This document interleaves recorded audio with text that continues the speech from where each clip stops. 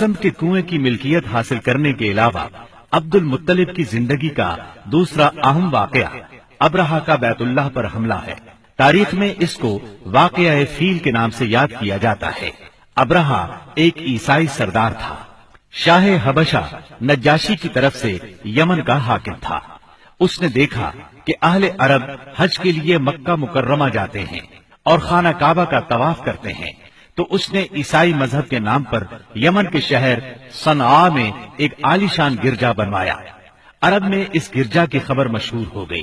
कबीला किनाना का एक आदमी वहां गया और गिरजा में गंदगी फैलाकर भाग आया। अब्रहा ने गुस्से में आकर कसम खाई कि काबे को ढाकर दम लेगा। चुनाचे वो एक लश्कर जर्रार लेकर मक्का मुकर्रमा की तरफ रवाना हुआ। रास्ते में अरब के जिस कबीले ने भी मुजाहमत की, अब्रहा ने उसे तहे तेख कर डाला, यहाँ तक कि वो मक्का मुअज्जमा के करीब पहुंच गया। वहां के लोगों को अपने इरादे से खबरदार करने के लिए उसने अहले मक्का के जानवर पकड़ लिए। इन जानवरों में अब्दुल मुत्तलिब के 200 ऊंट भी थे।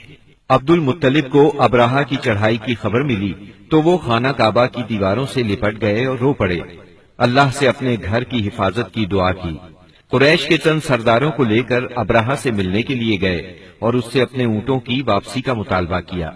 अब्राहा उनकी बात सुनकर हैरान हुआ और बोला, तुमने अपने ऊंटों की वापसी की तो बात की, काबे के मुताल्लिक एक लफ्ज भी नहीं कहा। मैं तो यहाँ काबे को ढाने के लिए आया हूँ।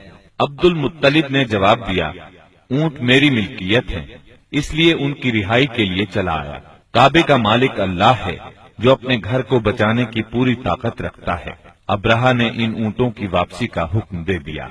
ये अपने ऊंट लेकर मक्का मुअज्जमा वापस आ गए। 60-70 हजार का लश्कर था और उसमें 9 या 13 हाथी थे। इस लश्कर ने आखिर मक्के पर चढ़ाई की।